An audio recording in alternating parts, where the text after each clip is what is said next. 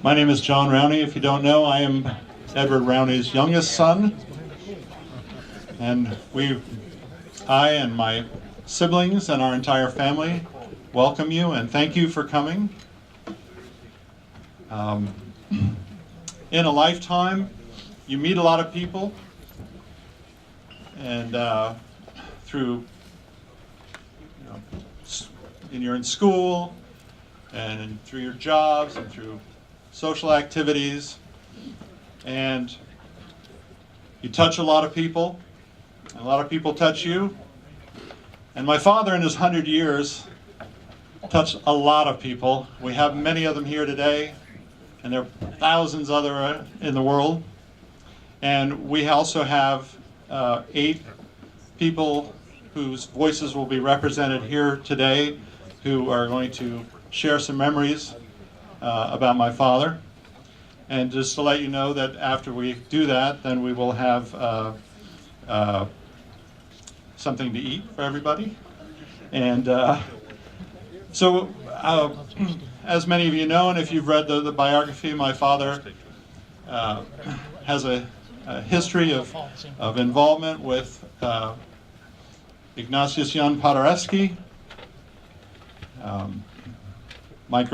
His grandmother introduced him to the music of Paderewski, and my father was actually in the crowd, and I believe it was 1941 when at Paderewski's funeral, not in the church, just in the crowd outside. And he was instrumental in getting the remains of Paderewski returned to Poland. Paderewski was the rock star of his day, and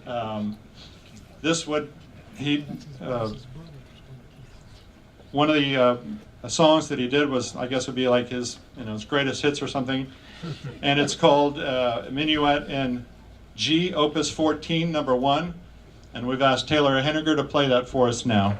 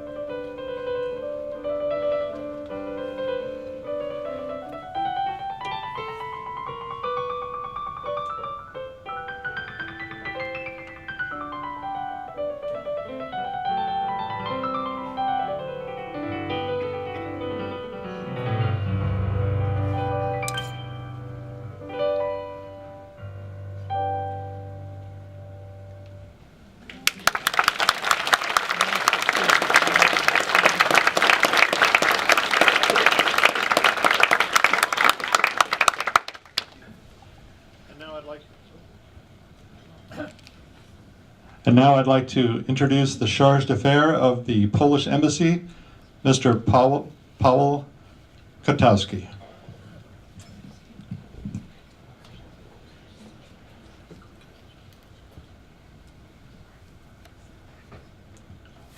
Thank you very much. It's an honor to be here and to be participating in this moving ceremony. General Rowny was always a great friend of the Polish Embassy and of Poland, and that was always very much appreciated by us diplomats here in Washington, D.C.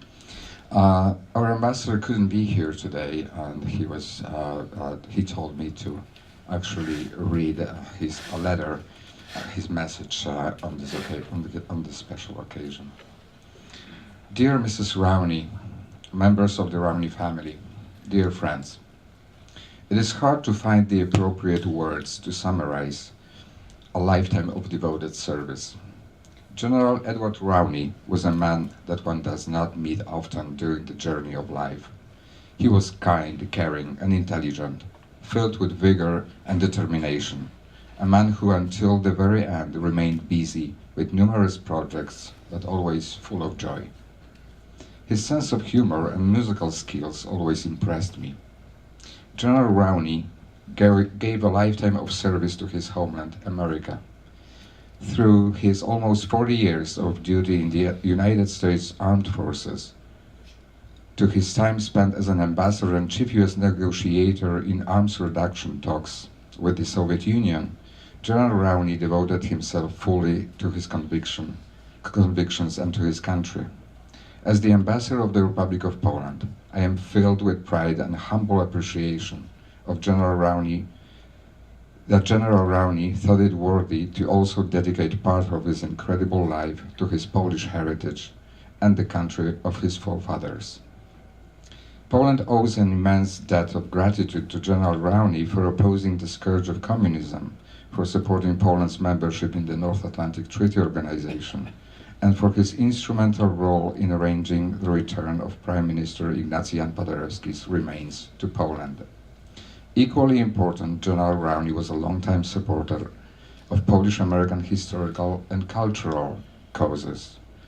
From his support of the Kościuszko Squadron and Kościuszko Garden at West Point to his active leadership in the American-Polish Advisory Council, General Rowny seemed to have more energy and determination for Polonia with each passing year. I would like to especially note that how happy I am that the Rowny-Paderewski Scholarship, which our embassy has supported over the years, has become fully endowed and will support countless Polish students and scholars in the years to come. This lasting legacy so well encapsulates General Rowny's values, namely the importance of education and helping others. From his upbringing in a Polish-American household in Baltimore to his decades-long commitment to promoting Polish history and culture, General Rowny was an eminent leader in Polonia and a dear friend of our embassy. I am so grateful that just a few months ago we were able to celebrate General Rowny's 100th birthday at my residence together with family and friends. These memories will stay with me forever. Thank you, General, for all that you have done. To his wife, Elizabeth, children, grandchildren, family and friends, please accept my condolences and my sincere thanks for allowing us to join you in remembering this great man. Piotr Wilczek, the Ambassador of Poland to the United States of America. Thank you very much.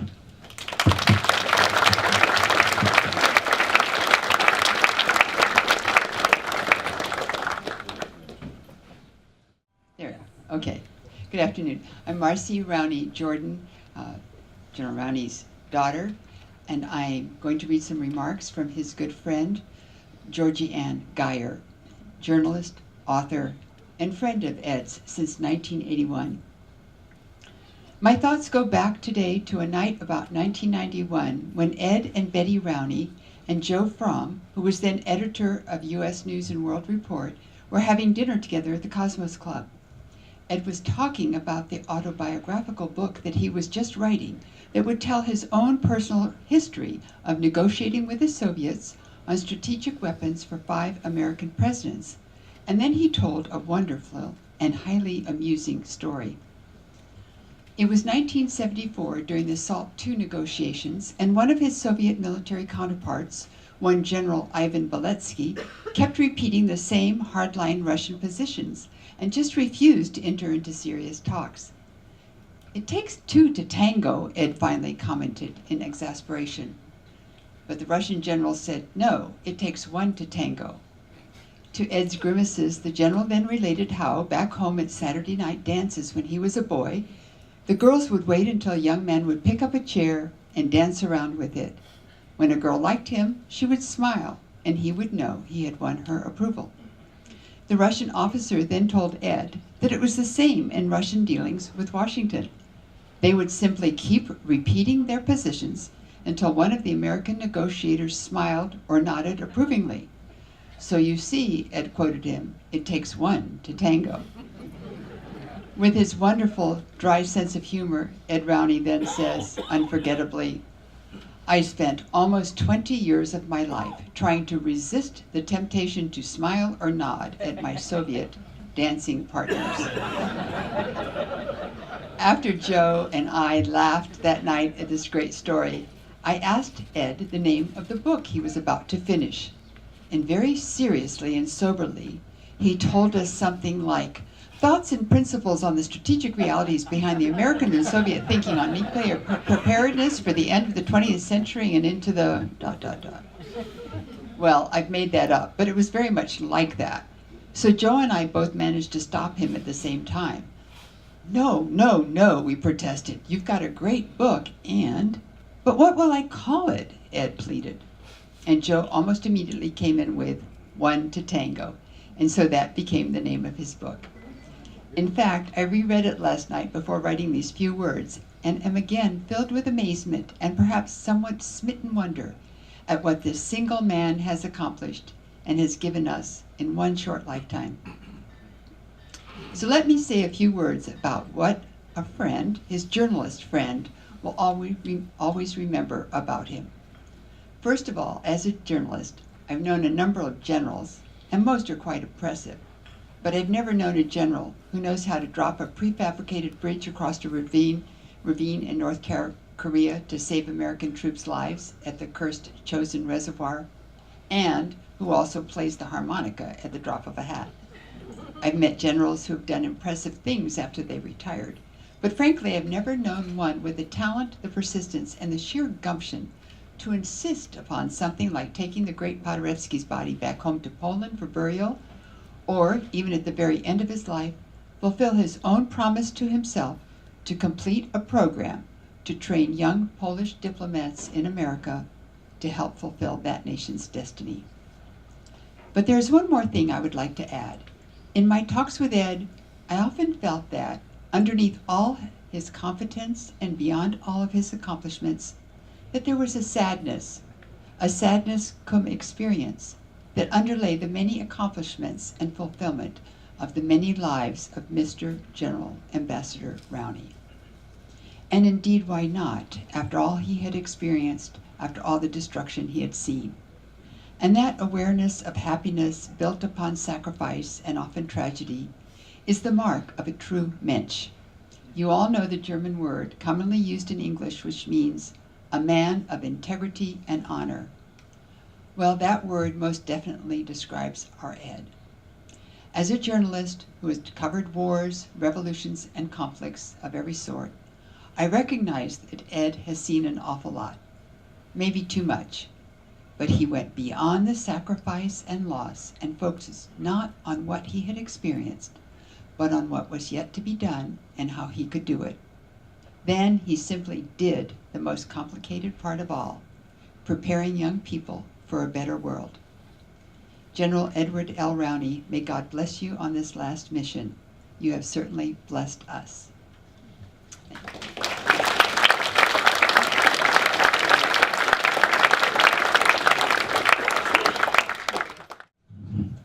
My name is Dale Brown, and I'm Bertram S. Brown's daughter. My father was deeply honored to be asked to speak at General Edward Rowny's Remembrance of Life here today. When he heard Rowny had specifically asked for him, he was so moved and so excited. He worked very hard on this speech. He was working on it even as he had pneumonia, and it took his doctor, my sister Lori, who's a doctor, his whole family, and finally his own good judgment for him to decide not to come. And he asked me to share this. For this reason, I am going to read his speech and not change a single word. So please pretend I'm my dad, Dr. Bertram Rown. I am honored to be here today speaking about my dear friend and colleague and mentor, General Ed Rowny. I have worked with Ed Rowny for over 50 years. We originally met at the Woodrow Wilson Center, where we were colleagues in developing policies to improve the nation. Over the years, we have spent hours and hours talking about many issues, sometimes in person and frequently by phone. Edward Rowny was a catalyst. A catalyst is a substance that increases the rate of a chemical reaction, transformation. The word is also used to describe an agent of social change. At the Berlin Games in 1936, he observed both Jesse Owens and Adolf Hitler. He saw the inevitability of war against his family's home country of Poland and his home country, the United States, and he decided to enroll in West Point. He is a catalyst by his leadership in arms control, his books, his creative strategies and tactics, and championing the use of helicopters in battle. Developing the Rowny Paderewski Scholarship, which brought Polish students to the United States to learn our democratic principles. It was at my house in Chincoteague where Kirk Lewis, Rowny, and I conceptualized it. So many people come up with good ideas, but General Rowny knew how to make it happen. He was a great mentor and leader by writing letters to workers' superiors when they did something good or bad. Using music. Well, Einstein said when words do not work, he would use the violin, and Rowny used the harmonica to bring joy to many. Tomorrow is my birthday. I will miss his harmonica playing Happy Birthday for me, as he did for many, many years.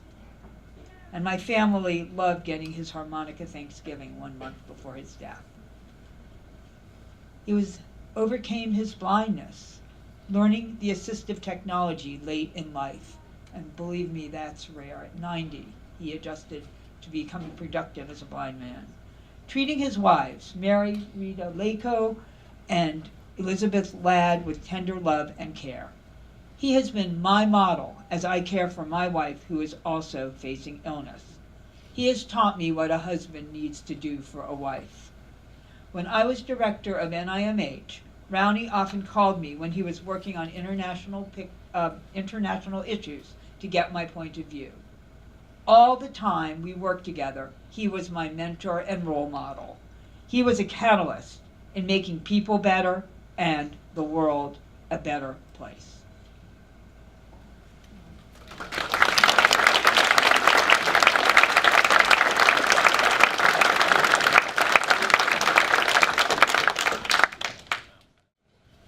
I'm Dr. Betsy Blakesley, and I'm here to talk to you about General Rowny and his connection to the United States Military Academy at West Point. We have quite a few graduates of the United States Military Academy here today, and I know that there are many stories that they could tell you, but I became involved in working with General Rowny because of work at West Point on Kosciuszko's garden. And Kosciuszko's garden at West Point is a very important place for many reasons. Colonel Kosciuszko was the designer and the architect and the engineer of the most formidable series of fortifications built during the American Revolution at West Point.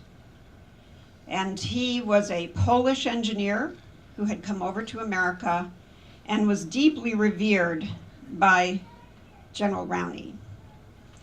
General Rowny's children established a trust to ensure at West Point that Colonel Kosciuszko's, then General Kosciuszko's, memory in the garden that he built himself personally would always be maintained for the joy of cadets at West Point. Colonel Kosciuszko's, Thaddeus Kosciuszko's story, for those of you of Polish heritage, is much like the story of General Washington in America.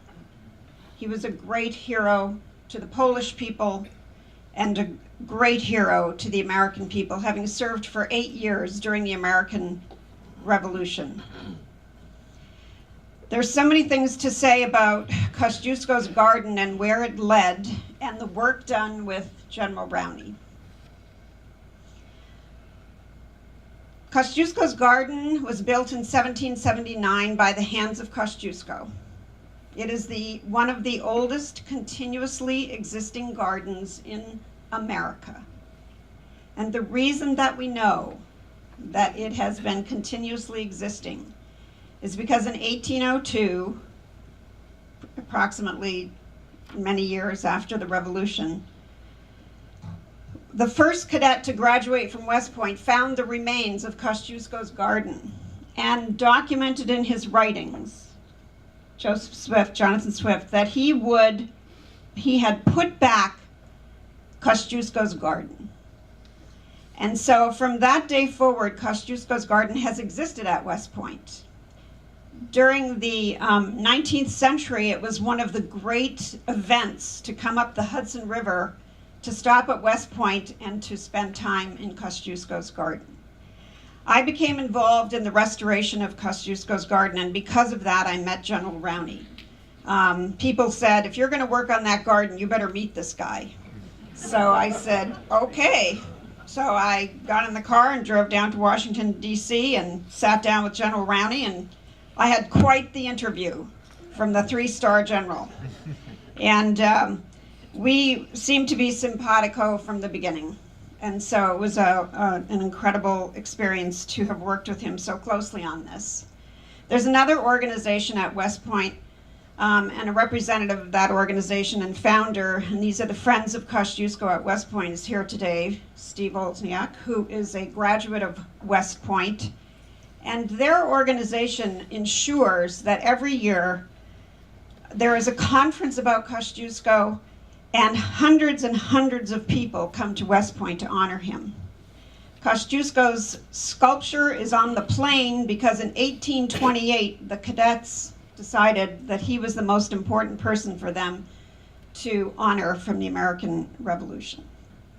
So Kosciuszko and Rowny were very much linked, and very much linked in the sense that there was a certain humility about them with regard to how they led their soldiers. And I know that General Rowny was always looking to Kosciuszko as a role model for himself, and he certainly fulfilled it. I will tell you that less than 2 years ago, General Rowny sat in the dining room. My husband was a colonel at West Point. He just retired. He's a doctor at West Point still. And General Rowny sat in our quarters and gave a lecture to the West Point cadets who were going to go overseas to study the Cold War. He sat at the end of that table in a strong, firm voice. He told them the inside story of what it was like to negotiate during that time period. It was an extraordinary event, and the Department of History was absolutely thrilled to have him do that. So I will tell you just a little bit of the personal impact that Kosciuszko's garden has on the cadets at West Point. When I'm down working in the garden, officers and cadets, about 1,000 go by the garden every day because they're going down to the field to do their sports. They'll yell out, thank you for working in Kosciuszko's garden. This is my favorite place at West Point." Cadets at West Point get engaged in the garden. They have their bars pinned on in the garden. They have many parties in the garden. I can tell you, there's several wine bottles and lots of cigars that I have picked up on many occasions. And it's funny because somebody will say to me, doesn't it just drive you crazy that all these cigars are lying around in the garden? And I'm like, nope, I think this is awesome. And I think General Rowny would love this, that they're all hanging out down there. So it means the world to cadets. I've had so many cadets speak to me personally and say, this is my escape. This is the way that I get away from the rigors of West Point, and this is the beautiful place that I stay. So thanks to that I visit and that I commune with nature, essentially, as Kosciuszko did. That was his purpose. So we owe a great debt of gratitude to the Rowny family and to General Rowny for making sure that that garden has stayed such a central focus place at the United States Military Academy at West Point. Now I would ask you, please, General Rowny made a personal request. Oh, I will tell you, I just have to say this one thing. Because of my work on Kosciuszko's garden and my work with General Rowny, I, who am not Polish, was awarded the Gold Cross of Merit from the President of Poland, which is a very high honor to receive, for the work on Kosciuszko's garden. But Kosciuszko's garden led to now the project of preserving all 30 forts and batteries from the American Revolution, primarily designed by Kosciuszko. So we're $1 million into our $10 million project, and that's all because of General Rowny. It's quite extraordinary.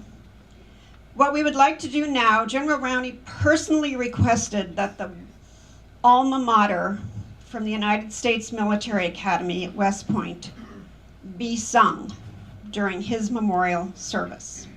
So I am going to ask the cadets at West Point to step up here to the podium, please. And you are going to lead us in the singing of the alma mater. I would also ask any graduate of West Point to please stand. That is the personal request, to sing the alma mater. Don, who's crying over there. Yeah, it's okay. All right, and we do have a member of the West Point Glee Club, so I think we're going to be in great shape because he's just going to lead this event. And are you the exchange student from home? Come up here. General Rowny, and with work from Steve Wozniak, also made sure that we have an exchange student from Poland spending 4 years at West Point, graduating from West Point. Poland is one of our great allies. And would you tell their name, please? My name is Jacob Krawczyk, and I came here from Military University of Land Forces from Wrocław in Poland.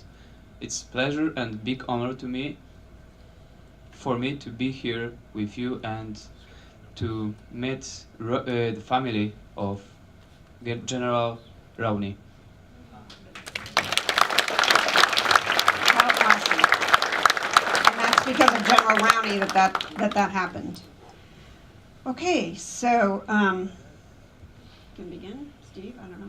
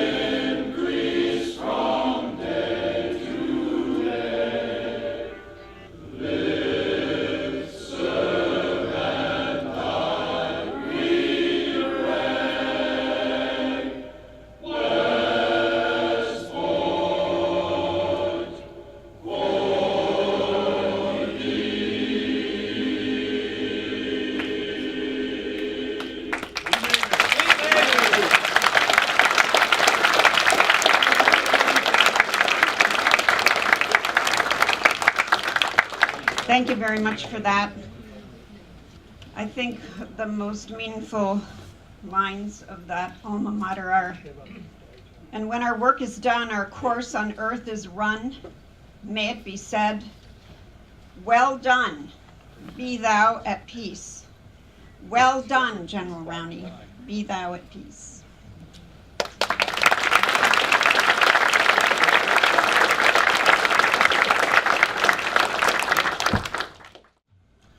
For about the past 10 years, we've been saying to General Rowny, "Sto locked, may you live to 100. And by golly, he did it. And in commemoration of that achievement, the Polish television in the early part of 2017 put out a video, a biographical account of his life. And the title is Ambassador of Peace. The subtitle is General Edward Rowny, an American, in his heart always a Pole. Now, with the military here and General Rowny's background and sentiments, you know that the title really should be Ambassador of Peace through Strength. But nobody's going to quibble over the fact that in his heart, he was always a Pole. So when the Rowny-Paderewski Scholarship was set up about 15 years ago, that was just one of the many things you've heard about today that enabled him to not just show a sort of respect and admiration for, in a retrospective way, but to prepare Poland and Poles for the future. I thought the best way I could sort of bring home to you what it means to at least two of the students that have graduated from the program is to read their appreciations.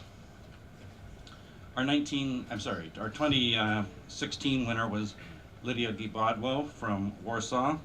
I'll read hers first. This year, Poland celebrates the 100th anniversary of regaining its independence.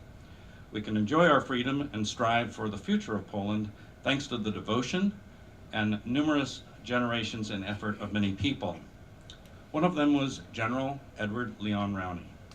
Although General Rowny dedicated his life to work for the U.S., he never had forgotten his Polish roots. He always appreciated his ancestry, but at the same time, he knew that we should think about the future. Patriotism, awareness of the heritage, and the need to look forward are the root of the Rowny-Paderewski Scholarship, an initiative which refers to Ignacy Jan Paderewski, one of the fathers of Polish independence and American-Polish friendship. General Rowny knew that the future of this alliance depends on the younger generation. That is why, thanks to his enormous effort and unshakable faith in humanity, each year young Poles get a chance to study in the U.S. and have an internship in one of the institutions in Washington, D.C. This is an incredible experience, not only in terms of professional and academic careers, but as well a cultural experience. It also is an opportunity to understand the values which were crucial for our ancestors and to see how we can apply them in the 21st century. General Rowny was a grand figure. As an American citizen devoted to serve his country and help other people, he never stopped to be a warm and understanding person, always open to dialogue with others. May he remain an inspiration for future generations. About 10 years ago, Tom Zacharski was the winner, and he has written this because he provides an interesting anecdote that Georgie Young Geyer would have enjoyed. Once I arrived in Washington, D.C., I met General Rowny in person. We had lunch, and I listened to his stories. One of those stories stayed with me as it was a perfect testament to his humility and remarkable sense of humor.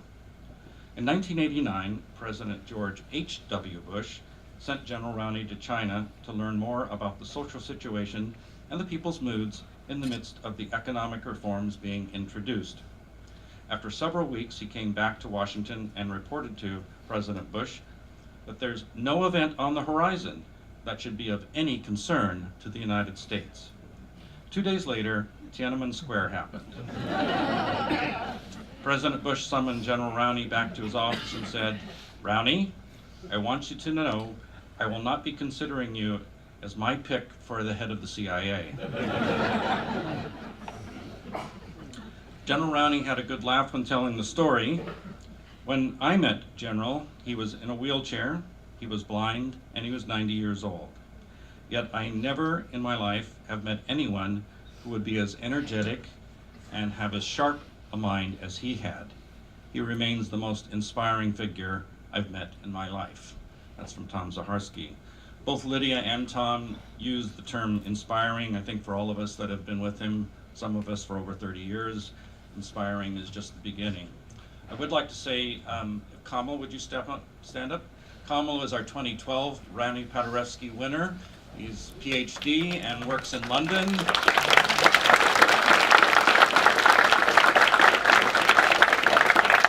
I would encourage anybody that has a chance during the reception to talk to Kamal, and you can find out just how much it's meant for his career and his going forward.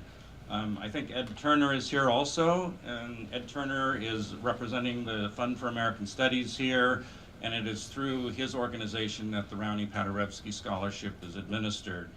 And I'd be remiss at this time if it was General Rowny's inspiration and a lot of hard work, but in truth, none of this even could have started without the support of the Rowny family.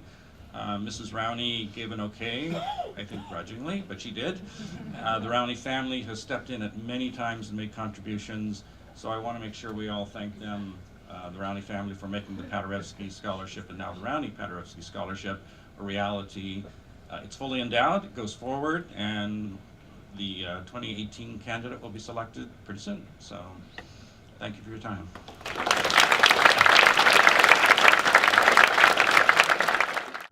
Thank you. I'm Michael Rowny.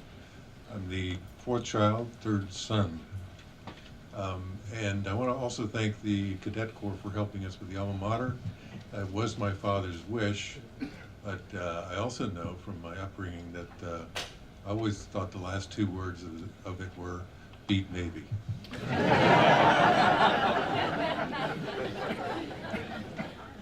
So I'd like to read some remarks from Bill Brem, who was a cherished friend of my father's who could not be here today. Mr. Brem had a distinguished business career and served as Assistant Secretary of the Army in the late 60s, and later served twice as Assistant Secretary of Defense in the 1970s. And as you'll see, he's a man of few words. He says, I knew Ed Rowny as a colleague and friend over half his life. 51 years to be exact. I first met him in a professional context. I still remember him as a brand new two-star general. He was briefing me on what an air mobile division could do on the battlefield for the United States Army. And then, as commander of the 24th Infantry Division in Germany, I spent 3 days watching his training strategy that put that division on its feet. Next, the chief gave him the job of overseeing the process of moving the United States out of France to the Benelux countries after de Gaulle kicked us out. He completed the task remarkably well, as no one else could have done it. And our friendship outside of work developed over time. I won't forget the dinner with Dee and Rita at the Alsatian restaurant L'Auberge de Lille, which was a spectacular 3-star when there are only about 7 of them in the Michelin Guide, and Ed tried to find all of them. He did enjoy good food, especially lobster, and that we enjoyed later with Betty, Mrs. Rowny, at the Tower Club. We stayed close as he assumed a variety of responsibilities, including the arms reduction talks with the Soviets, for which he was frocked as an ambassador by the president. And you can bet he achieved the best of that bargain. He was, and still is, a teacher and a mentor. I miss him. Bill Brem.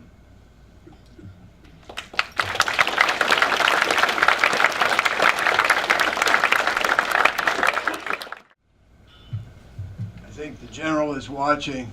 I better not mess up. And I don't intend to.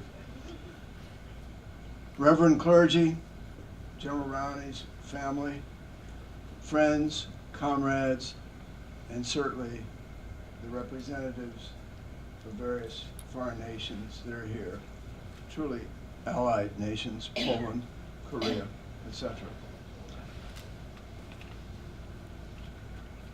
The cadets' hymns, Father Gaunt's words, the cadets' prayer, duty, honor, country, and for General Rowny, those words did not stop when he graduated. I think there are other words that could be also used quite accurately to honor and remember the general. Humanity, integrity, leadership, follow through, judgment, and respect. I had the privilege of first meeting then Colonel Rowny at American University's brand new School of International Service. We both were night students seeking an MA. After some years, I did get an MA. After a few more years, the general added to his trophy list a PhD in international relations from American. It's been mentioned earlier, I think it's worth repeating, that the general had attended Johns Hopkins and got a degree in engineering. He saw the clouds of war. He wanted to be a regular officer. And he decided to go to West Point. And he explained in one of his books that he thought by going to West Point, he would fill in some of the liberal arts type of subjects that he hadn't received in the engineering program at Johns Hopkins. I think those of you that went to West Point are familiar with it could attest that he probably got that plus much more. But it's interesting, his assignments were all over the lot because people knew he could deliver the goods. For example, in World War II, after 2 degrees, one from Johns Hopkins and one from West Point, he saw combat service in Italy in particular, and there he had a key post with the 92nd Division, one of the famed Buffalo Soldier units. Regrettably, Armed Forces integration had not yet started. There was a crack unit, and he was with them in heavy combat up the west coast of Italy. And I noted in the hallway a floral piece from, I'm sure it's Senator Bob Dole. And I think most of us know Senator Dole gave a lot in Italy. My guess is that he knew General Rowny. He was with the 10th Mountain Division in the neighborhood. And interestingly enough, there was a major Polish unit, a Free Polish unit, that was very key in the battle for Monte Cassino. In the Korean conflict, it's interesting that mention has been made of what was almost an impossible task, and that was to paradrop sections of railway and road bridge into Korea, North Korea, as the bridges had been blown, and we would have lost many, if not most, of our forces that were then on the long march back from the Chosin Reservoir and the Yalu. We all remember the cold of a few weeks ago. Imagine being either the air crew, which also included Greek Air Force C-47s, and also, obviously, U.S. Air Force packets and flying boxcars. But those on the ground that with heavy Chinese and North Korean involvement were working in terrible temperatures and snow to bolt together what amounts to a major erector set. And it worked. Without it, it would have been a military disaster and many civilian refugees would have been lost. I mentioned my first meeting, be a little presumptuous to say our first meeting. then Colonel Rowny. At that time, there was a wave of thought that officers stationed in the Pentagon didn't have to wear uniforms all the time. And the first time I met Colonel Rowny, he was in civilian clothes. But I had no doubt that he was a colonel and he knew what he was doing. And he noticed, as I come directly from duty at Arlington Hall Station, I was wearing a parachute badge. And he asked about that, as I was Air Force.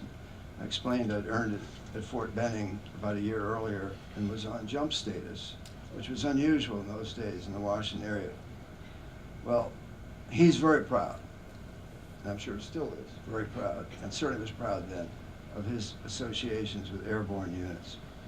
And his next question was, how did I get to American U, and how would I be going home? And I described what were then the trolleys, believe it or not, streetcars and buses. I said, no problem, sir. He said, you'll be riding with me. He said, I go right by South Post Fort Myer. And it was typical of him. And very thoughtful, a great leader. I'd love to even repeat many of these great stories about his heading the Army active team. Army concept team in Vietnam, which was a team that went and tested the concepts for helicopters, particularly armed helicopters. And that, as you can imagine, sort of tripped over a number of roles and missions, boundaries that the services were observing at that time. But he carried through, didn't get much support from the top. Sort of go forth, get it done, and if you don't come back and tell us about it. And he also then, in the 60s, 67, 68, ran FREELOC. As you guess, I sort of love acronyms and abbreviations, and that was fast relocation of lines of communication. Another way of saying, we've got to be out of France very soon, every single unit and soldier and aircraft. And he was the key person for that. And happily, our Franco-American military relations are back to much better balance now. And then his humanity, I think, well demonstrated by his negotiation skills in the early days of nuclear weapons. He was truly a key U.S. national asset. As has been mentioned, he did much to enhance the American-Polish relationship on all fronts, going back to Pulaski, Kosciuszko, etc., and was designated, as you heard, to be the escort Paderewski's remains to Poland for burial. And we certainly heard the beautiful musical legacy earlier. We thank you, sir. I had a sort of on and off correspondence relationship, but when I would hear that General Rowny was going to be speaking at a seminar or one of his book signings, I was sure to attend. I last spoke with him at a seminar on Korea some months ago. And the interesting thing is, the room was electric when they heard that General Rowny might be at that meeting. Sure enough, he was, and had totally respected. Many of the people there had served under the general with a much closer relationship than I had. So I don't want to be in the way of troops being fed. Very bad position. So I will say thank you for the opportunity. He was a mentor, an instructor, a leader, and somehow it always was in my mind. General, Ambassador, particularly General, you not only led us, but inspired us and often carried us. Thank you for that message.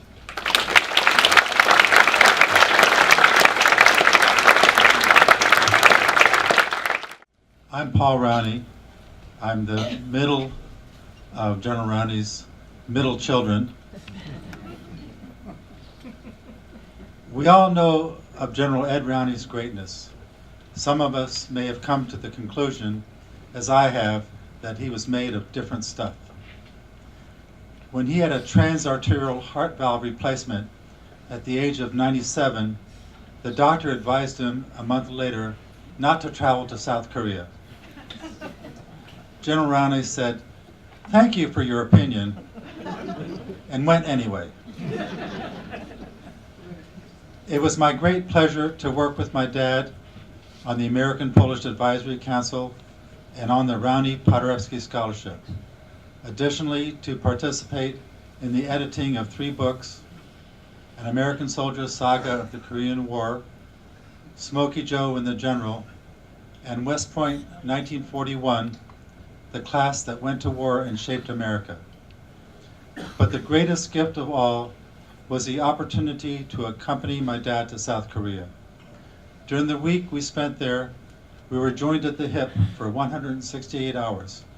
I was never more than 2 yards away from him, including on the flights to and from South Korea, 14 hours each way. He was a gem. During this time, I was able to visit and learn from him, but just as importantly, was able to see him interact with others, including generals, dignitaries, and even South Korean President Park. These great gifts enabled me to celebrate my dad's life rather than to mourn his passing. As a final note, I would like to add that my dad spent the last years of his life totally blind, yet he simply continued with his prodigious accomplishments, including the projects and books I mentioned, and never once complained. And so I would like to raise a toast to a man whose life is an inspiration to us all, General Ed Rowny.